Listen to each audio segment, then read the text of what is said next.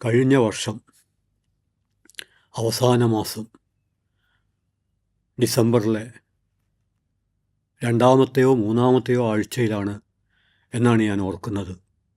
രാത്രി വളരെ അസ്വസ്ഥജനകമായി തൃശ്ശൂരിൽ നിന്ന് എൻ്റെ ഒരു സുഹൃത്ത് എന്നെ ഫോണിൽ വിളിച്ചു. കെയ്യൻ, എത്ര തിരക്കുണ്ടെങ്കിലും ഈ കവിത കേൾക്കണം, കേട്ടേ പറ്റൂ. അതൊരാജ്ഞയായിരുന്നില്ല, അത് ആജ്ഞയുടെ രൂപം ധരിച്ച നിസ്സഹായമായ ഒരപേക്ഷയായിരുന്നു. മലയാളത്തിൻ്റെ പ്രിയപ്പെട്ട കവി രാവുണ്ണി അദ്ദേഹത്തിൻ്റെ നമോ നമ എന്ന കവിത ഫോണിൽ വായിച്ച് തീർത്തത് നെഞ്ചിടിപ്പോടെയാണെങ്കിൽ ഞാൻ ആ കവിത ഇങ്ങേ അറ്റത്തുനിന്ന് കേട്ടത് അതിലേറെ ചങ്കിടിപ്പോടെയാണ്. പ്രസിദ്ധീകരിക്കപ്പെടുന്നതിന് മുമ്പ് തന്നെ ഒരു കവിത എന്തുകൊണ്ടായിരിക്കാം മലയാളത്തിൻ്റെ പ്രിയ കവി രാവുണ്ണി വായിച്ച് കേൾപ്പിച്ചിട്ടുണ്ടാവുക? അതിനൊരൊറ്റ കാരണമേ ഉള്ളൂ. ആ കാരണമെന്ന് പറയുന്നത് ആ കവിത എഴുതാനിടയായ സംഘർഷം കഴിയുന്നത്ര അച്ചടിച്ച് വരുന്നതിന് മുമ്പിൽ സുഹൃത്തുക്കളുമായി പങ്കുവെക്കണം എന്നദ്ദേഹം ആഗ്രഹിച്ചിരിക്കണം. അതോടൊപ്പം ഫാസിസ്റ്റ് വിരുദ്ധ ആശയപ്രചാരണത്തിൽ നിരന്തരം വ്യാപരിക്കുന്ന ഒരു സുഹൃത്തിനെ ആദ്യം അത് കേൾപ്പിച്ചാൽ അച്ചടിച്ച് വരുന്നതിന് മുമ്പ് തന്നെ ആ കവിത മറ്റെല്ലായിടത്തും എത്തും. പ്രഭാഷണത്തിലൂടെ, ഫോൺ സംഭാഷണത്തിലൂടെ, വ്യക്തിഗതമായ വർത്തമാനം പറച്ചിലൂടെ ആ കവിത എല്ലായിടത്തും എത്തും എന്ന ഒരു ഉറപ്പുകൂടി അർദ്ധരാത്രി ഫോൺ ചെയ്യുമ്പോൾ, ആ കവിത ഫോണിൽ വായിച്ച് കേൾപ്പിക്കുമ്പോൾ രാവുണ്ണിക്ക് ഉണ്ടായിരിക്കണം. അതുകൊണ്ട് അന്വേഷണത്തിൻ്റെ അൽഗോരിതം എന്ന ഈ എപ്പിസോഡ് ആരംഭിക്കുന്നത് സാധാരണഗതിയിൽ നിന്ന് വ്യത്യസ്തമായി. മുമ്പ് ഞാൻ കവിത പറയുകയാണ് ചെയ്യുന്നത്. എന്നാൽ ഈ ഒരു എപ്പിസോഡിൽ ആ കവിത വായിച്ചുകൊണ്ട് ആരംഭിക്കാമെന്നാണ് വിചാരിക്കുന്നത്. അങ്ങനെ വിചാരിക്കാനുള്ള പ്രധാനപ്പെട്ട കാരണം ഞാൻ ഇന്നും ആ രാത്രി ഓർക്കുന്നു. അതെനിക്ക് മറക്കാനാവില്ല. കാരണം അത്രമേൽ ഗുജറാത്ത് വംശഹത്യയെക്കുറിച്ച് നമ്മൾ സംസാരിക്കുമ്പോൾ ഇഹ്സാൻ ജാഫ്രി എന്ന പാർലമെൻ്റ് അംഗം, മുൻ പാർലമെൻ്റ് അംഗം ഏത് വിധത്തിലാണ് കൊല ചെയ്യപ്പെട്ടത്? ഏത് കൊലയും സങ്കടകരമാണ്.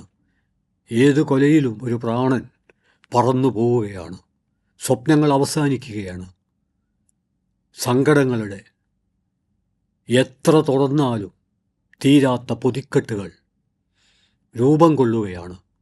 പക്ഷേ മുൻ പാർലമെൻ്റ് അംഗമായ ഇഹ്സാൻ ജാഫ്രിയെ കൊന്നത് അത് വെറും കൊലയായിരുന്നില്ല.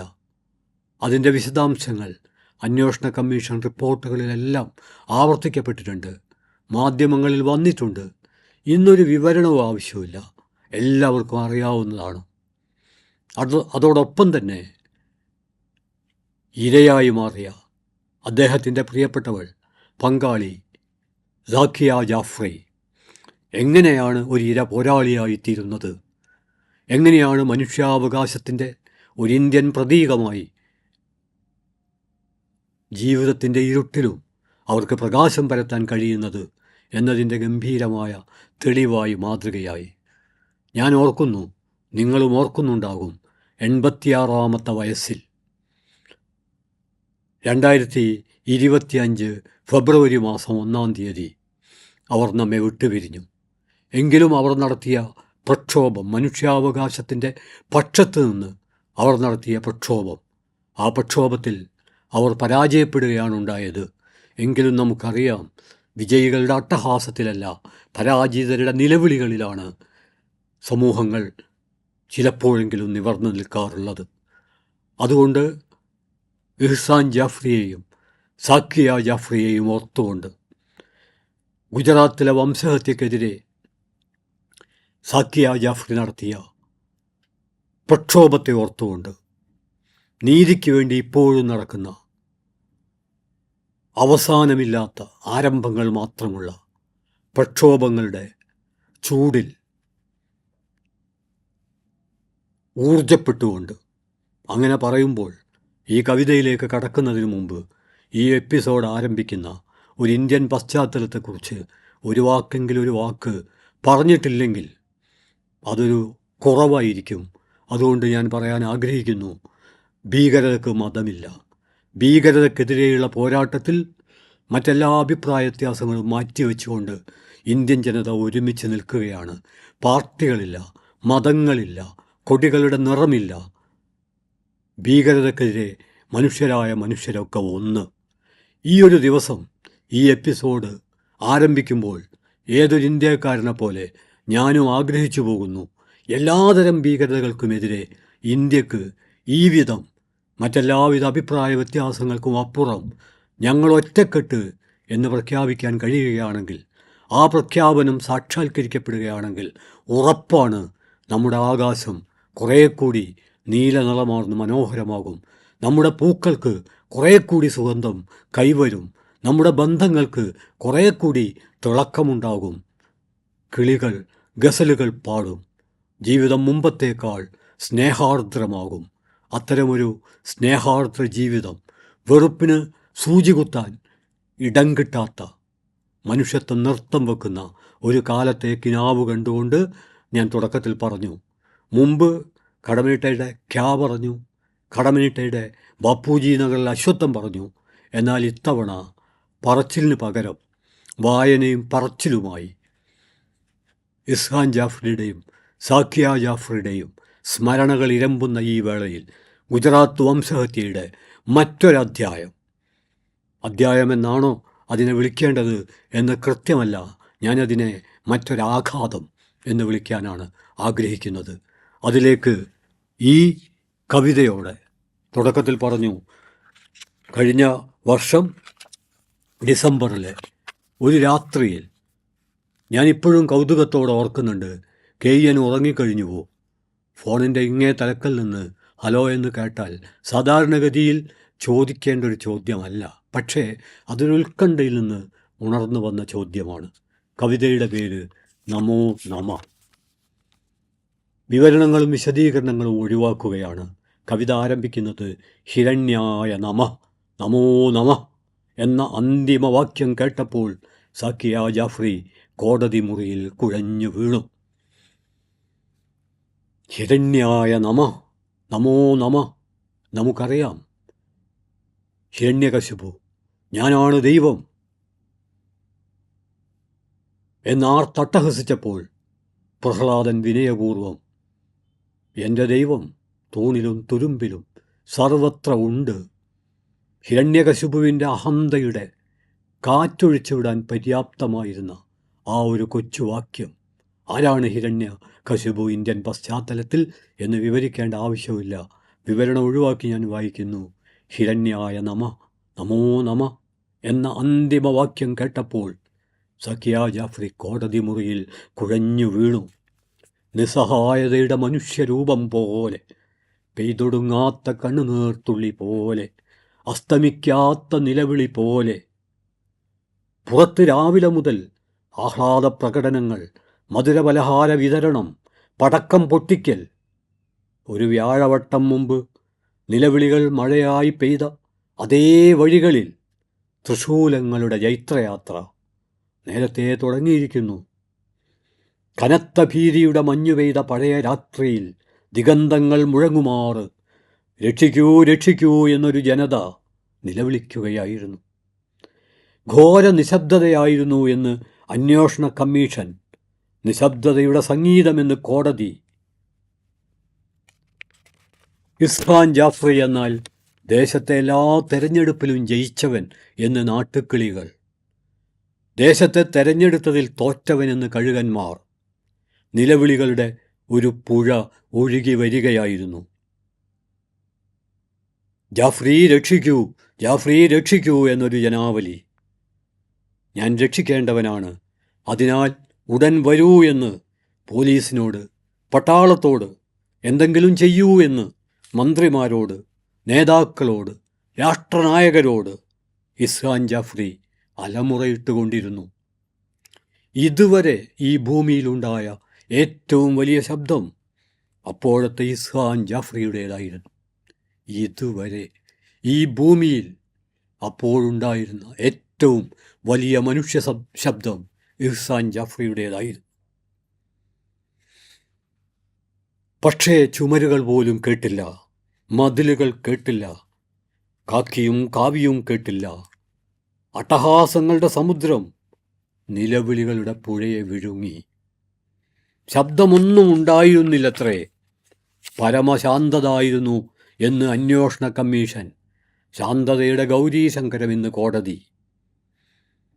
ഒന്നായ നിന്നെയ്യ പത്തെന്ന് കണ്ടിച്ച് തുണ്ടാക്കി കത്തിച്ച് കുത്തിപ്പിളർത്തിയും നക്കിത്തുടച്ചും രക്തം കുടിക്കുന്തോറും ദാഹം ഏറിയും ഏറിയും മാംസം തിന്നും തോറും വിശപ്പേറിയും ഏറിയും ശൂലത്തിൽ രാക്ഷസീ ആശക്തി പെരുകി പെരുകി നിറഞ്ഞു. ജീവനുള്ള മാംസം കത്തി എരിയുകയായിരുന്നു. പ്രഭാതകിരണങ്ങളാണവയെന്ന് അന്വേഷണ കമ്മീഷൻ, അപ്രകാരം തന്നെ എന്ന് കോടതി. പിന്തിരിഞ്ഞു നടക്കുമ്പോൾ തലയിൽ വെട്ടേറ്റ് കൈകാലുകൾ അറുത്തു മാറ്റപ്പെട്ട് തീയിൽ മുങ്ങുമ്പോൾ ഇഹ്സാൻ ജാഫ്രി ചോദിച്ചു, ആരുടെ നീതിയാണിപ്പോൾ ജീവിച്ചിരിക്കുന്നത്? കൊലയാളിയുടെയോ അതോ കൊല്ലപ്പെട്ടവരുടെയോ? കുഴഞ്ഞു വീഴലിലൂടെ സാക്രിയ ജാഫ്രി ചോദിച്ചു, ആരുടെ കയ്യിലാണ് വിധികർത്താക്കൾ പിടിക്കുന്നത്? ജേതാക്കളുടെയോ പരാജിതരുടെയോ? മായ്ച്ചവരുടെയോ മാഞ്ഞവരുടെയോ? ആരുടെ നീതിയാണ് പുലർത്തുന്നതെന്ന്? സാക്രിയ ജാഫ്രി കുഴഞ്ഞു കുഴഞ്ഞു വീണു. തടവറ ഒരു രാജ്യത്തേക്കാൾ നന്നാവുന്ന ഒരു സമയം വരും. അതിതാണ്. കഴുമരം ജീവിതത്തേക്കാൾ നന്നാവുന്ന ഒരു സമയം വരും. അതിതാണ്. കോടതിയിൽ നിന്നും പുറത്തായ സാക്രിയ ജാഫ്രി എഴുന്നേൽക്കാൻ ശ്രമിക്കുന്നു. നിവർന്നു നിൽക്കാൻ തുനിയുന്നു. കൈകൾ ഉയർത്തുന്നു. മർത്യാകാരം പൂണ്ട ഒരു തീജ്വാല പോലെ. മർത്യാകാരം പൂണ്ട ഒരു തീജ്വാല പോലെ. സാമാന്യം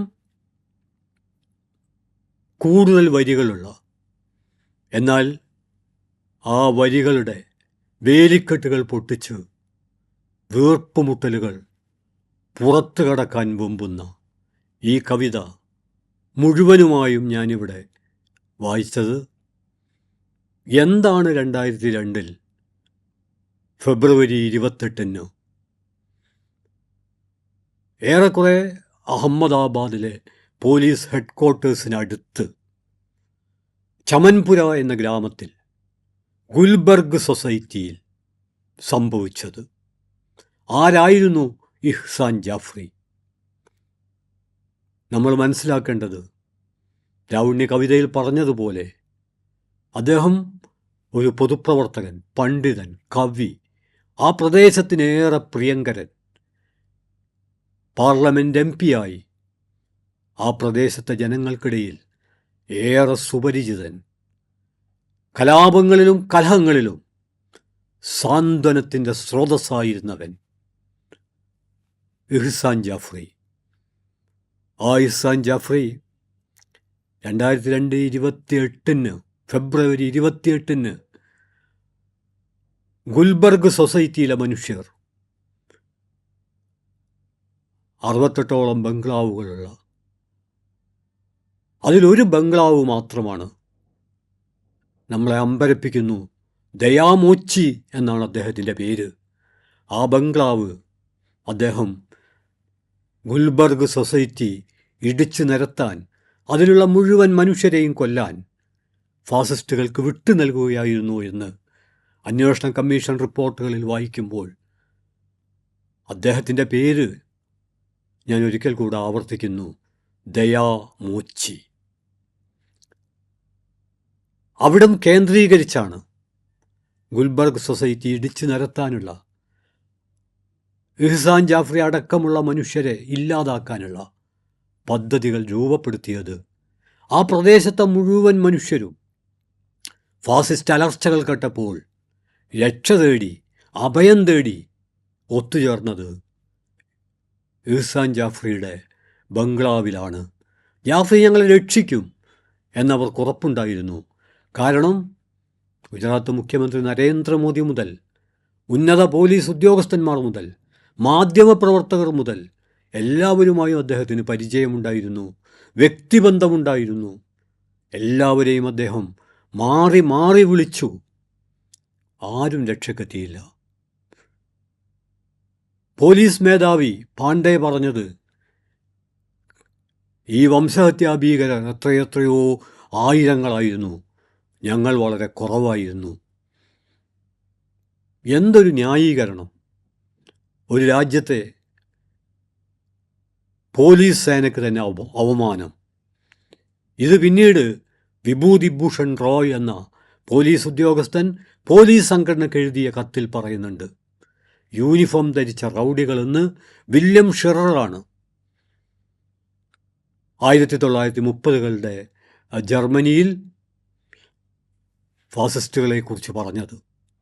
ഏറെക്കുറെ വിഭൂതി റോയ് ഗുജറാത്ത് പോലീസിനെക്കുറിച്ചും രൂക്ഷമായ പരാമർശം നടത്തുന്നുണ്ട്.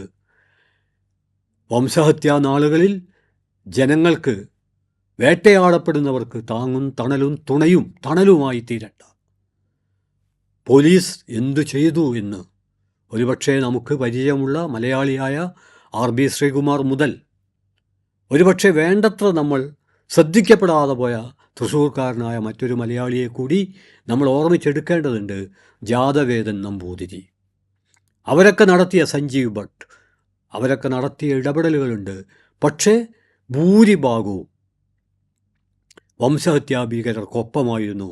അതിൻ്റെ ഏറ്റവും നല്ല തെളിവാണ് ഇഹ്സാൻ ജാഫ്രി ആവർത്തിച്ച് വിളിച്ചിട്ടും സുരക്ഷ നൽകിയില്ല എന്ന് മാത്രമല്ല, ഒടുവിൽ ആരും രക്ഷക്കെത്തുകയില്ല എന്ന് കണ്ടപ്പോൾ തന്നെ വിശ്വസിച്ച് തൻ്റെ ബംഗ്ലാവിൽ രക്ഷക്കെത്തിയ മനുഷ്യരെയെങ്കിലും തനിക്ക് രക്ഷിക്കാൻ കഴിയുമെന്ന പ്രതീക്ഷയോടെ പുറത്തു കടന്ന് ആക്രോശിക്കുന്ന അലറുന്ന ജനക്കൂട്ടത്തിൻ്റെ മുമ്പിൽ കൈകൂപ്പി, നിങ്ങൾക്ക് വേണ്ടത് എന്നെയല്ലേ, എന്നെ കൊന്നോളൂ, പക്ഷേ മറ്റുള്ള മനുഷ്യരെ വെറുതെ വിടൂ എന്ന് പറഞ്ഞപ്പോൾ അദ്ദേഹത്തിൻ്റെ കൈമുറിച്ചു, കാല് മുറിച്ചു, പുറത്ത് ചാട്ടവാറ് കണ്ടൊടിച്ചു, പൂർണ്ണ നഗ്നനാക്കി വലിച്ചിഴച്ച് ജീവനോടെ ആളിക്കത്തുന്ന തീകുണ്ടത്തിലേക്ക് വലിച്ചെറിയുകയാണ്. അതോടൊപ്പം അദ്ദേഹത്തിൻ്റെ സഹോദരയെയും ബന്ധുക്കളെയും ആ പ്രദേശത്തുണ്ടായിരുന്ന അവിടെ അഭയം നേടിയ 60-ലേറെ മനുഷ്യരെയും. എങ്ങനെയൊക്കെയോ അദ്ദേഹത്തിൻ്റെ പ്രിയപ്പെട്ടവൾ പങ്കാളി സാക്കിയ ജാഫ്രി രക്ഷപ്പെട്ടു എന്നുള്ളത് ഒരർത്ഥത്തിൽ ആലോചിച്ചാൽ അത്ഭുതമാണ്. പക്ഷേ ആ അത്ഭുതം സംഭവിച്ചതുകൊണ്ട് ഈ വംശഹത്യയെക്കുറിച്ചുള്ള ഒട്ടേറെ വിവരങ്ങൾ പുറത്തു വന്നു. മരണം വരെ അവർ പൊരുതി. അതോടൊപ്പം തന്നെ നിഷ്റിൻ ജാഫ്രി, ഇഹ്സാൻ ജാഫ്രിയുടെയും സാക്രിയ ജാഫ്രിയുടെയും മകൾ എഴുതിയ ഒരു കത്ത്, ഞാൻ വിചാരിക്കുന്നു ആ കത്ത് നമ്മുടെ പാഠപുസ്തകങ്ങളിൽ ഉൾപ്പെടുത്തേണ്ടതാണ്. മനുഷ്യത്വത്തിൻ്റെ മാനിഫെസ്റ്റോ എന്ന് വിളിക്കാവുന്നൊരു കത്താണത്. അത് പറഞ്ഞിട്ട് എന്ത് കാര്യം? ഗുജറാത്ത് വംശഹത്യ മുതൽ ഫെഡറലിസം മുതൽ മതനിരപേക്ഷത മുതൽ എല്ലാം പാഠപുസ്തകത്തിൽ നിന്ന് വെട്ടിമാറ്റുന്ന ഒരു കാലത്ത് നിഷ്റിൻ ജാഫ്രിയുടെ കത്ത് അവർ ശോധാ ഭട്ടിന് എഴുതിയ കത്താണ്. സഞ്ജീവ് ഭട്ടിൻ്റെ പ്രിയപ്പെട്ടവൾ പങ്കാളി അവർക്കെഴുതിയ കത്താണ്. ആ കത്തിൻ്റെ ഉള്ളടക്കം, ആ കത്ത് തന്നെ ഒറ്റക്കെടുത്ത് നമ്മുടെ തെരുവുകളിൽ വായിക്കപ്പെടേണ്ടതും ചർച്ച ചെയ്യപ്പെടേണ്ടതുമാണ് എന്നാണ് ഞാൻ വിചാരിക്കുന്നത്. ആ കത്തിൻ്റെ ഉള്ളടക്കം അതിക്രൂരമാം വിധം ഇഹ്സാൻ ജാഫ്രിയും അവിടെ കൂടിയ മനുഷ്യരും കൊല്ലപ്പെട്ടപ്പോൾ എങ്ങനെയോ രക്ഷപ്പെട്ട സാക്രിയ ജാഫ്രി പാത്തും പതുങ്ങിയും ഒളിഞ്ഞും ചമൻപുരിയിലെ ഓരോ വീട്ടിൻ്റെ മുമ്പിലും മുട്ടി അഭയം യാചിച്ചപ്പോൾ അവർക്കറിയാം, തന്നെ അറിയുന്ന, തനിക്ക് എത്രയോ കാലമായി പരിചയമുള്ള, 10-20 കൊല്ലമായി താൻ ജീവിച്ചു പോരുന്നൊരു പ്രദേശം പരസ്പരം അറിയാം. എന്നിട്ടും ഒരു വീട്ടുകാരും അവരുടെ മുമ്പിൽ വാതിൽ തുറന്നില്ല, അഭയം നൽകാൻ തയ്യാറായില്ല. അവരോട് ശത്രുതയുള്ളത് കൊണ്ടല്ല, ഭയം കൊണ്ട്. അത്രമേൽ ഭയം നട്ടലിലൂടെ വരെ അരിച്ചിറങ്ങിയ ഒരവസ്ഥയിൽ നിഷ്റിൻ ജാഫ്രിൻ പറയുന്നുണ്ട്, സുഹൃത്തെ, ശോധാ ഭട്ടിനോടാണ്, നിങ്ങൾ ഇന്ത്യയിലാണ് ജീവിക്കുന്നത്, കനഡയിലായിരുന്നുവെങ്കിൽ അന്നത്തെ കാനഡയുടെ പ്രധാനമന്ത്രി ജസ്റ്റിൻ ട്രൂഡോ കാനഡയിലാണ് ഇങ്ങനെയൊരു പാർലമെൻറ്റ് അംഗം കൊല്ലപ്പെട്ടതെങ്കിൽ പാർലമെൻറ്റ് അടച്ചുപൂട്ടി മറ്റ് പാർലമെൻറ്റ് അംഗങ്ങളോടൊപ്പം അവിടെ ഓടിയെത്തുമായിരുന്നു എന്ന് ആ കത്തിൽ പറയുന്നുണ്ട്. പക്ഷേ നിങ്ങൾ ഇന്ത്യയിലായിപ്പോയി. എന്നിട്ടതിൽ ഒരു വാക്യം കൂടിയുണ്ട്: മനുഷ്യരാശിക്ക് ഏതെങ്കിലും ഒരു ദുരന്തം വരികയാണെങ്കിൽ അത് ഇതുപോലൊരു വംശഹത്യയായിരിക്കരുത്, മറിച്ചതൊരു പ്രകൃതി ദുരന്തമാണെങ്കിൽ എന്ന് ഞാൻ വിചാരിച്ചു പോകുന്നു എന്ന് പറയുന്നുണ്ട്. അതായത് വല്ല ഭൂകമ്പമായോ വല്ല പ്രളയമായോ വല്ല കാട്ടുതീയായോ അപകടം വരികയാണെങ്കിൽ ആ അപകടമാണ് ഈ വംശഹത്യയേക്കാൾ നല്ലത് എന്നൊരു കത്തിൽ എഴുതാൻ നസ്രിൻ ജാഫ്രി തയ്യാറായി പോകുന്നതിൻ്റെ പശ്ചാത്തലം നമ്മൾ ആലോചിക്കേണ്ടതാണ്. ഞാൻ പറഞ്ഞു വരുന്നത്, ഞാനിവിടെ ഇഹ്സാൻ ജാഫ്രിയെയും സാക്കിയ ജാഫ്രിയെയും അവരുടെ മകൾ നസ്രിൻ ജാഫ്രിയെയും എല്ലാം പറയാൻ കാരണം ഗുജറാത്ത് വംശഹത്യയിൽ നമ്മൾ വേണ്ടത്ര വിശകലനം ചെയ്യേണ്ട, പഠിക്കേണ്ട ഒരധ്യായമാണ്. കാരണം മുൻ പാർലമെൻറ്റ് അംഗം എന്നാണ് അദ്ദേഹം ആദ്യം വിളിക്കപ്പെട്ടത്. പിന്നെ അദ്ദേഹം കോൺഗ്രസ് പാർലമെൻറ്റ് അംഗമാവുന്നു. പിന്നീട് അദ്ദേഹം വെറും ഒരു മുസ്ലിം പാർലമെൻറ്റ് അംഗം എന്ന രീതിയിലേക്ക് ചുരുക്കപ്പെടുന്നു. എത്ര പെട്ടെന്നാണ് വംശഹത്യ നമ്മുടെ ഭാഷയെപ്പോലും, ആ ഭാഷയിലെ മതേതരമായ കാര്യങ്ങളെപ്പോലും ഇല്ലായ്മ ചെയ്യുന്നത്, മായ്ച്ചു കളയുന്നത്. ഒരു പ്രദേശത്തിൻ്റെ MP ആവുന്നതോടുകൂടി അയാളുടെ പാർട്ടി പോലും അപ്രസക്തമാകും എന്ന് നമുക്കറിയാം. ഞാൻ പറഞ്ഞു വരുന്നത് അത്ര വലിയൊരു ഭീകരത. അതാണ് ഗുൽബർഗ് സൊസൈറ്റിയിൽ 2002 ഫെബ്രുവരി മാസം അവസാനവും അതോടൊപ്പം മാർച്ച് ആദ്യത്തിലുമായി നടന്നിട്ടുള്ളത് എന്ന് നമ്മൾ മനസ്സിലാക്കണം. അതാണ് ലാവണ്യ തൻ്റെ കവിതയിൽ പറയുന്നുണ്ട്. ലാവണ്യ പറയുന്ന 2 സന്ദർഭങ്ങളുണ്ട്. ഒന്ന്, ആ കവിത വായിച്ചപ്പോൾ നിങ്ങൾ ശ്രദ്ധിച്ചിരിക്കും, 2006 മുതൽ നിയമ കോടതികളിൽ സാക്കിയ ജാഫ്രി നീതിക്ക് വേണ്ടി നിലവിളിച്ചുകൊണ്ട് കയറിയിറങ്ങുകയാണ്. ഏറ്റവും അവസാനം അവരുടെ അപേക്ഷകൾ അവഗണിക്കപ്പെട്ടപ്പോൾ ആ കോടതിയിൽ നിന്നവർ നിസ്സഹായമായി ഇറങ്ങി വരുന്നൊരു ദൃശ്യമുണ്ട്. ആ സമയത്തെ സ്പർശിച്ചുകൊണ്ടാണ് തടവറ ഒരു രാജ്യത്തേക്കാൾ നന്നാവുന്ന ഒരു സമയം വരും, അതിതാണ്. കഴുമരം ഒരു രാജ്യത്തേക്കാൾ നന്നാവുന്ന ഒരു സമയം വരും, അതിതാണ് എന്ന് കവി അടയാളപ്പെടുത്തുന്നത്. അതുകൊണ്ട് ഗുജറാത്ത് വംശഹത്യയിലെ വലിയൊരു അധ്യായമാണ്. ഈ അധ്യായത്തിൻ്റെ ഒരു പ്രത്യേകത, വർഗീയ കലാപങ്ങളൊക്കെ പലപ്പോഴും അധികവും നടന്നിട്ടുള്ളത് ഗ്രാമപ്രദേശങ്ങളിലാണ്. അപ്പോൾ പോലീസ് ഉദ്യോഗസ്ഥന്മാർ, അതുപോലെ തന്നെ നിയമസഭാംഗങ്ങൾ, അതുപോലെ ജഡ്ജിമാർ, അവരെ ഒന്നും അത് ബാധിക്കാറില്ല.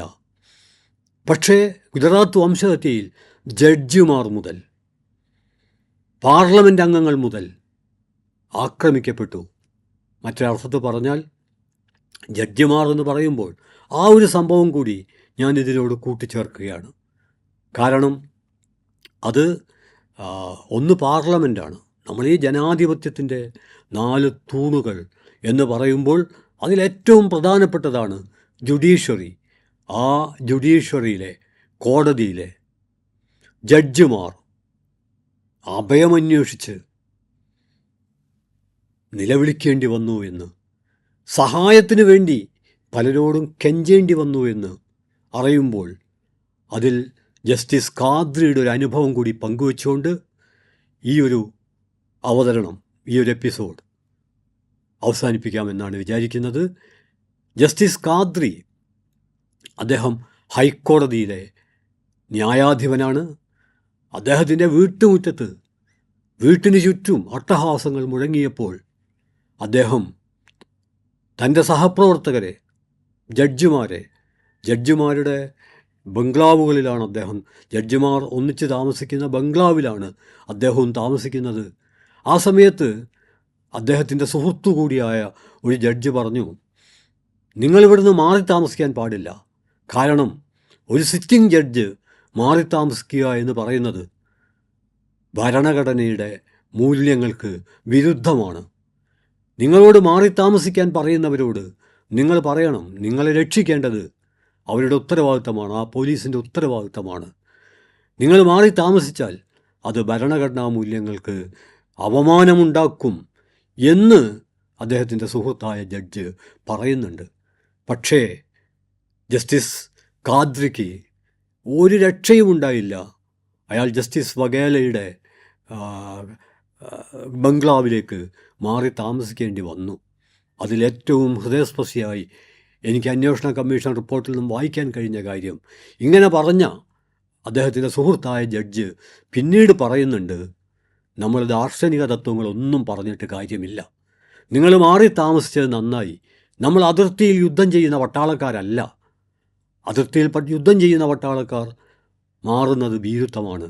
എന്നാൽ നമ്മൾ അതിർത്തിയിൽ യുദ്ധം ചെയ്യുന്ന പട്ടാളക്കാരല്ല. നമ്മൾ ദാർശനിക തത്വങ്ങളൊന്നും ഈ വംശഹത്യയുടെ കാലത്ത് പറഞ്ഞതുകൊണ്ട് കാര്യമില്ല.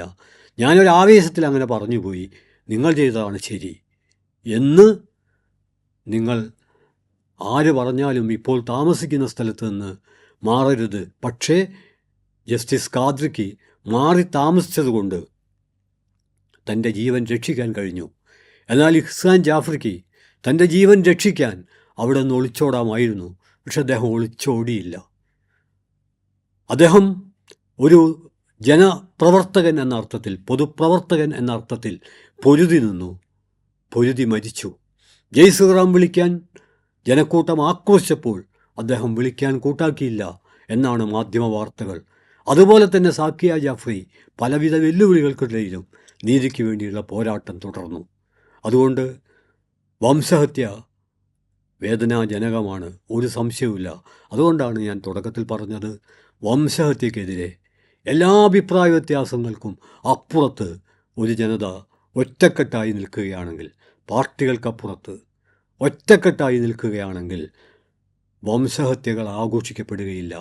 വംശഹത്യകൾ പങ്കെടുത്തവർ നിയമത്തിൻ്റെ മുമ്പിൽ കൊണ്ടുവരപ്പെട്ടാൽ, ശിക്ഷിക്കപ്പെട്ടാൽ അത് ആവർത്തിക്കപ്പെടുന്ന വംശഹത്യകൾക്ക് എതിരെയുള്ള ജനായത്തത്തിൻ്റെ ഒരു താക്കീതായിരിക്കും.